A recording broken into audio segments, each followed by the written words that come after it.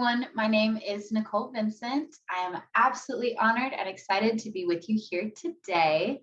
What I would like to talk to you about in this session is a project with some research that has actually started for me this semester. I have been working with Dr. Nell Bedner in the communication department on a directed study regarding this topic. And it has really honestly grown to more than what we expected it to be at the very, very beginning. And so without further ado, I'm going to go ahead and share my visual with you.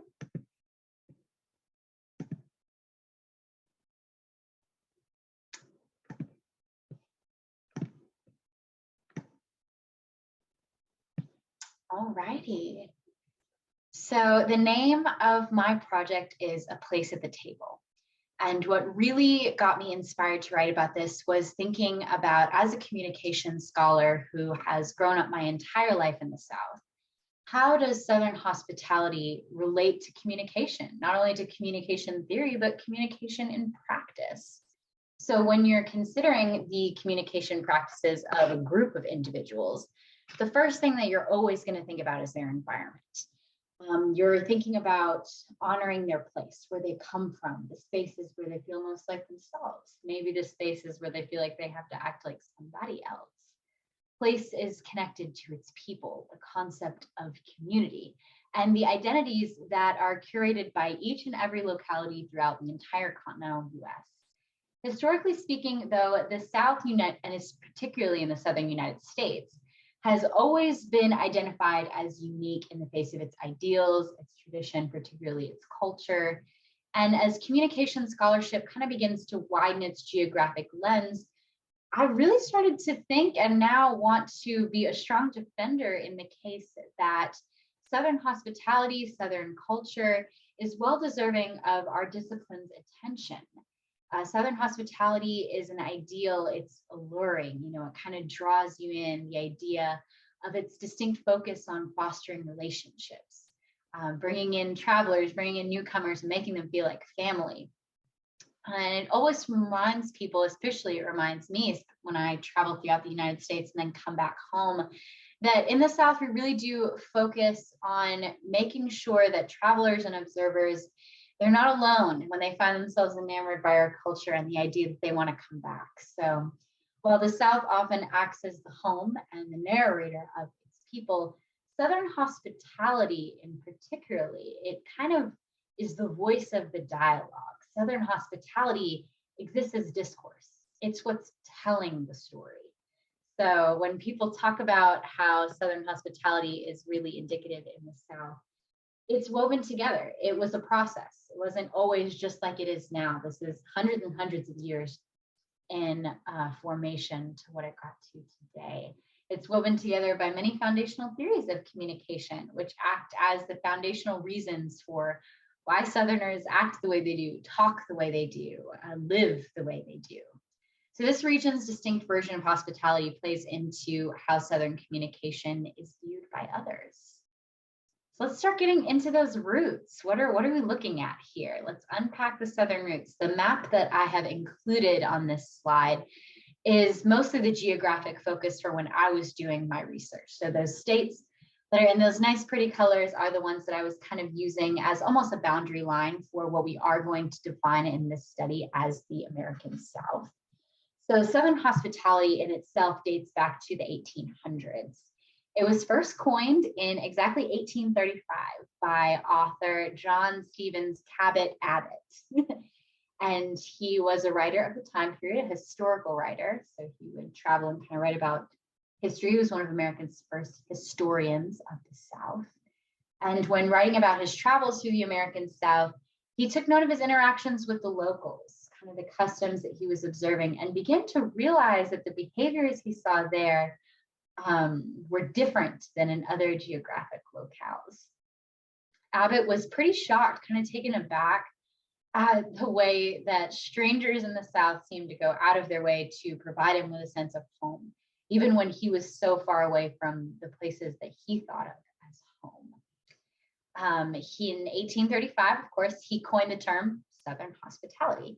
He wanted to use this term to describe how visits to neighbors were lingering affairs, how preparing food as a gift was commonplace. Everybody kind of almost expected that to be a traditional. And that the way of living in the South, he called it I love how he worded this. He said that Southern hospitality is a tonic for loneliness. It's a tonic for the loneliness of travelers, the loneliness of farmers, the loneliness of people who feel like they don't have a home place.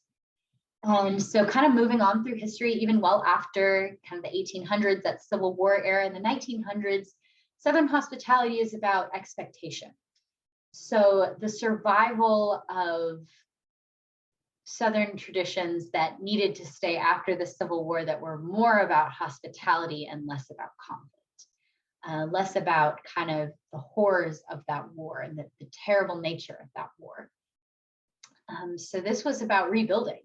So how as a nation does the South kind of rebrand, rebuild how it is viewed by others, how it's viewed by travelers, and even by its own people, because people were having to deal with the nation coming back together as it should have always been, and kind of in that reunification is establishing expectations for the future generations of Southerners. If we move on to the 2000s, almost where we are today, not quite there, but early 2000s, is more about capitalizing on perceived Southern cultures. So this is going to be, and this is not me just saying this, is many researchers, kind of the Paula Deen era of Southern hospitality. So the idea of how can we make an honest dollar teaching other people about Southern hospitality. So this is going to be your cookbook era. This is going to be your TV show era, your documentary era. And this is kind of about kind of looking at the capitalistic side of Southern hospitality. And then we come to today, the modern age of Southern hospitality. So when I think about this, and anyone who knows me knows that I will never use the word y'all. It never feels quite right coming out. But I do know that that's a big part of Southern hospitality. And so I think about that phrase, y'all means all, and the idea of hospitality relating back to activism, which is something we're going to touch on a little bit later. So moving through, let's tie it back to communication. So how is hospitality communicated? And in researching, I found that there were pretty much four main kind of umbrellas of this relation to communication. We have gender, age, race, and food communication, cooking. Gotta love it. So with gender, this is going to be the perception of gender roles and their importance as proposed by Southern culture. With age, we think about that age-old concept. Does age equal wisdom? How is that regarded into how we view respect? Respect not only in our relationships that we have in our lives, but even in the professional world. So we think about workplace communication. That is absolutely impacted by the idea of Southern hospitality. How close do you get to your boss? Do you send them a Christmas card? Do you send them a Christmas gift? I remember growing up, my dad, we would sit around and we would look through the catalogs and things that, he was thinking about getting his managers for Christmas. And in turn, they would always return the favor. And I realized very quickly growing up that this was not something that took place in companies outside the South all the time. It wasn't quite as commonplace. And so I think that is something that plays not only into age in communication, but workplace as well. Of course, race.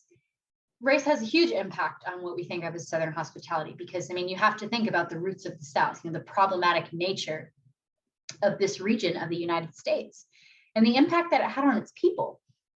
So this creates not only an impact on dialect, so a different dialectical tensions, if you will, between different groups of communicators, but also the idea of race relations and communication. So in looking at this in the South, there's a pretty clear divide in who people feel most comfortable not only communicating with, but disclosing or sharing.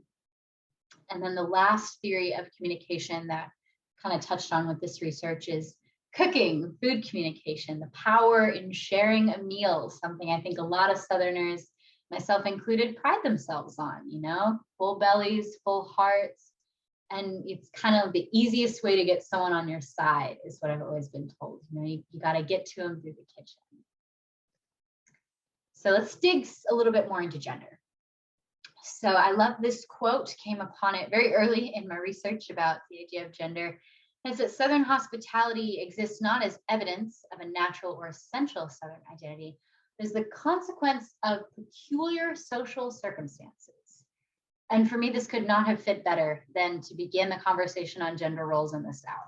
Because if you unpack those historical roots, that is where we get the idea of the Southern gentleman and the Southern belles.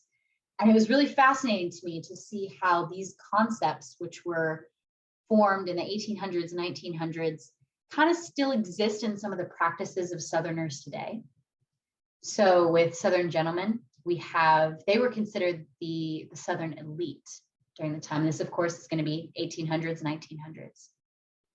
And they were regulating others into positions of social inferiors. The idea of the Southern gentleman was to establish what we now know as the other.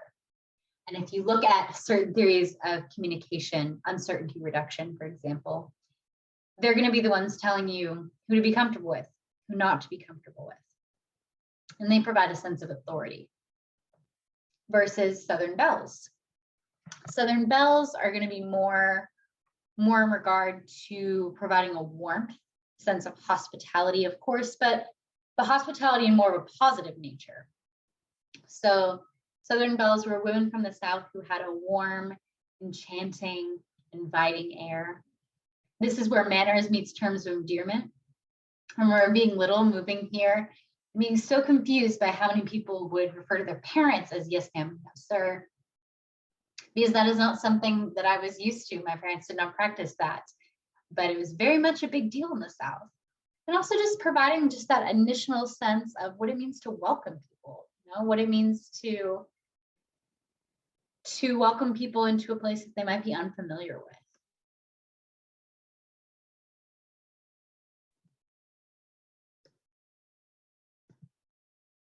Race and age intertwine and potentially separate. So this will be relating back to race and age communication. Southern hospitality was manifested as lived religion through practices which ultimately reproduce social inequality in the community. So this is the idea of who gets to be in the pictures. The picture that I included here is from a study. It was done on years and years and years worth of North Carolina tourism brochures. And kind of the heartbreaking pattern that was witnessed in these, particularly in North Carolina, as the study depicts, but it wasn't the only state, is that people of color were kept out of the picture, out of the conversation. But this is a blatant example of how this ties into Southern hospitality's communication. Because yes, they want to communicate a place for fun, a place for family, a place for safety. But then you have to think about, why does it look that way? Why is this picture of a white family and not of a family of color? And how do we grow past hundreds of years of excluding Southerners who are part of this nation, this collective, from the picture? So what does it mean to be grown in addition to age? And this is the idea of how Southern hospitality kind of redefines maturity. Who's going to be the one picking up the tab in a group? Who's going to be the one paying the bill? And then again, whose voices are heard? Even in terms of creators, and I think in the South, we're starting to get a little bit better about this, but kind of just diversifying the voices that we hear. And I think that's a big part of how we communicate.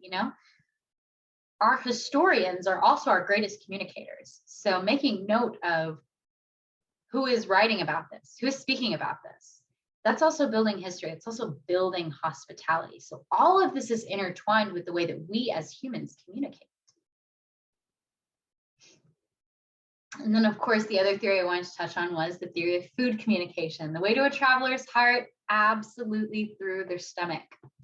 But some things that we need to, of course, just every avenue about this has questions that have to be posed. Who's doing the cooking?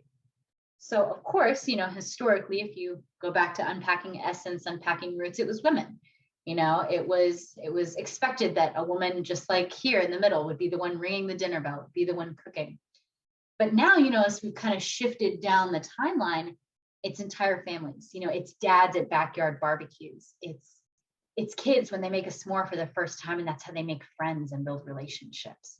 This is the allure of Southern hospitality and Southern cooking. It's the fact that everybody can have a job. Everybody can have a purpose.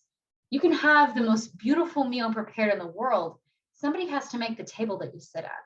Somebody has to set the table, And I think that's the beauty of how Southern hospitality and cooking intertwine with communication. Because not only is it food communication, but it's interpersonal communication. It's about building relationships. And the last question on this slide that I think about is, how does this impact modern tourism? Part of the allure of the South is the great food, and you walk away remembering it, which then also triggers a form of communication in yourself, because you want to emulate those positive experiences. You take that with you no matter where you go. And it's this beautiful domino effect of Southern hospitality kind of bleeding out, not just from the South, but into our thought process, into our hearts, into our minds. Sit down and stay a while. The allure of Southern culture is kind of its timelessness, especially in the fact of hospitality. And you can see it just in these images. This one on the left, this was a traditional family in the 1900s outside their porch. And then on the right, this was in the middle of the COVID-19 pandemic, that we are still dealing with. But it was the idea that, sitting on the porch, dedicating an entire space, dedicating an entire region of this nation to cultivating relationships and communication. And that is part of what makes the South so unique in this regard, that historically, we have always put a focus in our places and spaces for fostering communication.